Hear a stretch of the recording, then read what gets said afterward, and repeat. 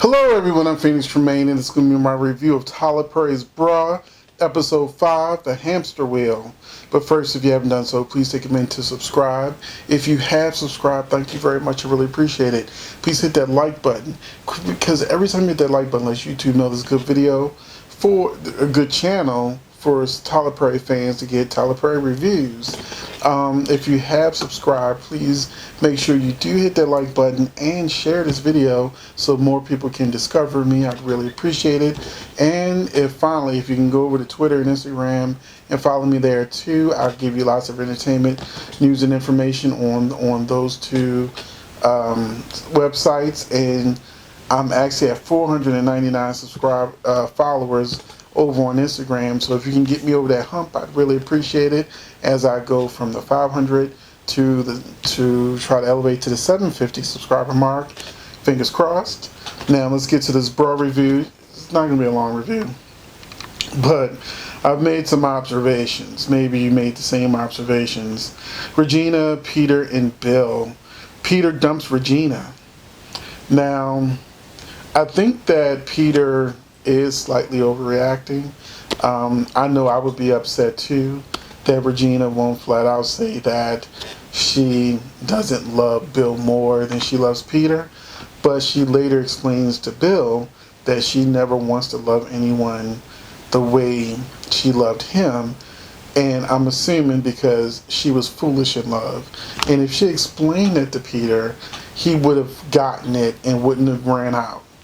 But before he left out, he let Bill know that, his little drawings are cute, but his father is the one who he's trying to get the bid for, and that they're not going to give it to him.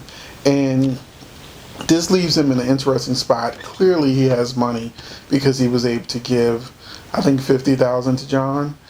But I'm sure he needs money to keep coming in. And the way Peter's talking, he's going to try to stop him from getting other contracts. He's like, my father's the only game in town, and so you're not going to be able to get any work.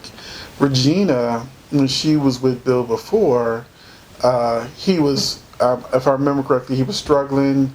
He wasn't where he is today, and she hung in there. And if she stays with Bill, and since she's in the credits, I'm assuming she'll stay with Bill, that she's going to end up with the same man, potentially broke, and not ready to commit, that she started with before, and she blew up her marriage for nothing. Her engagement for nothing. So that happened, and then Mike came in. Mike came in and blew the conversation all the way the rest up. Because he started, being rude to Regina. Bill was not defending Regina from Mike the way a man in love should have. And then Regina gets mad and she leaves. Now, she says she came back because she needed Bill to call her a cab. Although people use ride shares now, they don't really use cabs that way. Cabs as much as they used to. But either way, she left without getting the cab, which I'm sure she didn't really need Bill to do. I'm sure she had a phone and could have called herself. But anyway, Bill and Mike then enter this weird conversation. And the friend that I watch Oval, Ruthless, and Bra with, I actually played this for him. And when he was watching, I was like, please tell me if this is how you think guys talk. Because I'm like, no guy I know talks the way they're talking. And he said, they sound like they either used to be in a relationship or Mike wants to be in a relationship with Bill. I'm like, yeah, it's like the way they were talking to each other, it felt more like there were some underlying things that I don't think were supposed to be there, but it just had me wondering, like, I'd never talked, like that with one of my, friends, and it just was a weird conversation. And I was like, my friend, he you know, has more like friends like internationally and things like that. So I'm like, because he's always talking to like people in Texas, Jamaica, and all these different places. And I'm like, looking at him like, with your friends from all over the world, um, do you guys talk like that? And he's like, mm-mm. And I'm like, Tyler, you need to work on your man-on-man dialogue. I mean, I don't know how it was, unless you're gonna say that there's some kind of underlying extra stuff going on in those conversations that seem to linger on too long. Um, yeah, that's not how guys talk. That's not how regular guys talk. Just saying.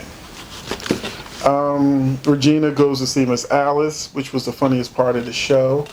It was nice seeing, them feeding off of each other. It was a good chemistry, and it was a good laugh. Tom tried to give the rest of the money to John, and John was like, "Look, I already paid for everything. Keep the money," and walked out of his own bar, leaving Tom there. And that scene was a little rushed. I felt like it could have been a little bit better. But I still liked the episode overall. It ended with Bill and Mike going to a bar and in the back, or restaurant, and in the back you could see Pamela with a date. And Bill is like, if you're really not into Pamela like that, then it won't bother you that she's on a date looking good in that dress down there. And then Mike turns around and is like, what?